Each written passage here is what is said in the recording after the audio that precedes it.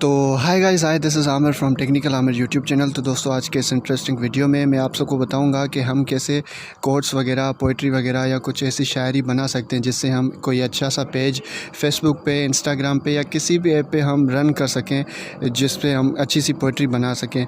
वैसे तो poetry Google पे हर किसी को मिल जाती है, पर मसला होता है कि वो बनाएँ कैसे।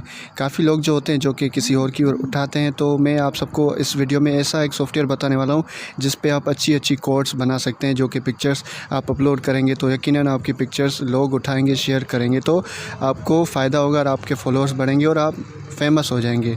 तो इस वीडियो को एंड तक ज़रूर देखना। उम्मीद करता हूँ ये वीडियो आप सबके लिए बहुत फ़ायदेमंद हो सकता है। तो चलिए वीडियो की तरफ चलते हैं।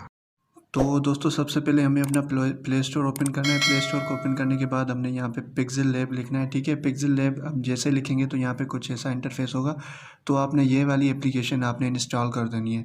जैसे कि मैंने ऑलरेडी इंस्टॉल की हुई है, तो हम इसको डायरेक्ट ओपन करेंगे। ठीक है, जैसे ही हम इसको ओपन करेंगे तो यहाँ पे ये मुझे एरर दिखा रहा है, मतलब एक ऑप्शन दिखा रहा है कि भाई जो आपने लास्ट पिक्चर एडिट की थी उस पर जाना चाहते हैं या नहीं। मैं कह रहा हूँ नहीं, कैंसिल। तो सबसे पहले हमें कहाँ जाना है, यहाँ पे कुछ ये फीचर्स दिए हुए हैं, ये आप नीचे से देख लें।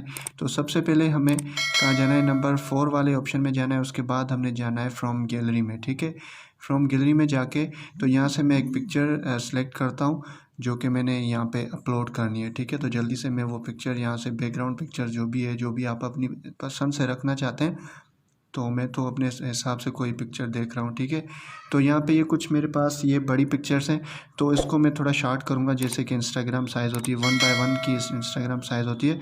ठीक है, तो मैं ये इसको इधर कर दे रहा हूँ। ठीक है, यहाँ पे टेक्स्ट का इसको डबल क्लिक करना है।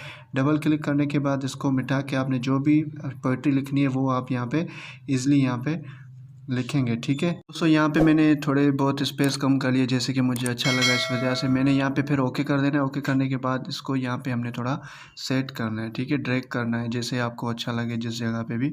तो मैं यहाँ पे आई थिंक कंफर्टेबल फील करता हूँ कि यहाँ पे ये अच्छा है। ठीक है, उसके बाद हमने कहाँ जाना है, यहाँ पे दूसरे नंबर पे जो ऑप्शन है इसमें आना है। इसके बाद हमने कलर में आना है। कलर में आने के बाद हमने यहाँ पे इसको वाइट कर देना है। ठीक है, वाइट करने के बाद हमने यहाँ पे फ़ॉन्ट में आना है। फ़ॉन्ट में आने के बाद हमने यहाँ पे एक फ़ॉन्ट उठाना है जो कि अच्छा हो, जो कि आपके हिसाब से जो भी चले उस हिसाब से। तो मैंने ये रिकमेंड किया है, तो मैं ये यूज़ करता हूँ मोस्टली। तो उसके बाद हमने क्या करना है, इसका बैकग्राउंड चेंज करना है। बैकग्राउंड पे आके यहाँ पे हमने इसको इनेबल कर देना है ताकि हमारा जो फ़ॉन्ट है वो अच्छा खासा दिखे, ताकि लोग आसानी से जो है ना पढ़ सकें कि क्या लिखा हुआ है। ठीक है, तो इसमें और भी काफ़ी सारे फीचर्स हैं। तो आई थिंक ये थोड़ा बड़ा है, इसको हम थोड़ा सा कम कर लेते हैं। ठीक है, तो यहाँ पे हमने इसको कम करके यहाँ पे ऐसे कर दिया। ठीक है, तो उसके बाद यहाँ पे दूसरा फीचर भी हम इसको इटैलिक कर देते हैं। साइज़ भी आप इसकी कम कर सकते हैं, हाई कर सकते हैं, जितनी रख सकें उतना कर सकते हैं। फ़िलहाल मैं इसको वैसे ही छोड़ रहा हूँ। ठीक है, और उसके बाद यहाँ पे हमारे पास अलाइन होती है कि ये बीच में हो जाए या फिर साइड में हो जाए। मैं बीच में रखना चाहता हूँ तो बीच में इसको रखूँगा। उसके बाद ये स्पेसिंग होती है जो कि वर्ड्स की स्पेसिंग होती है और लेटर्स की स्पेसिंग होती है। मैं बाय डिफ़ॉल्ट इसको यहीं पे रखूँगा। और इसके अलावा लाइन स्पेसिंग, ये इसकी लाइन स्पेसिंग होती है, आई थिंक यहाँ पे सही है बिल्कुल। तो दोस्तों, इसके बाद यहाँ पे बहुत सारे और भी ऑप्शन है जो कि आप यूज़ कर सकते हैं। इससे ये शेडो होगा। ठीक है, तो फिर यहाँ पे मैंने इसको भी कर दिया। ठीक है, तो आप जैसे कि देख सकते हैं कि यहाँ पे काफ़ी अच्छा लग रहा है। और यहाँ पे कुछ फ़िल्टर्स हैं जो कि आप अगर यूज़ करना चाहें तो वो भी यूज़ कर सकते हैं। जैसे कि ब्राइटनेस पीछे से बढ़ गई उस पिक्चर की, या कंट्रास्ट वगैरह भी आपने बढ़ा दिया पिक्चर का। काफ़ी अच्छा सॉफ्टवेयर है, इससे भी आप काफ़ी अच्छी अच्छी कोट्स बना सकते हैं। ठीक है ना, तो मैं मोस्टली यही यूज़ करता हूँ। यहाँ पे इंपोर्ट कर दें पिक्चर्स वगैरह, यहाँ पे शेप्स हैं, एरोज़ हैं, तो आप इसको यूज़ करें। काफ़ी अच्छा है कोट्स। अगर आप इंस्टाग्राम पे पेज रन करना चाहते हैं या फेसबुक पे रन करना चाहते हैं तो यकीन माने ये आपके लिए बेस्ट सॉफ्टवेयर है, आपको किसी भी थॉट्स वगैरह को बनाने के लिए।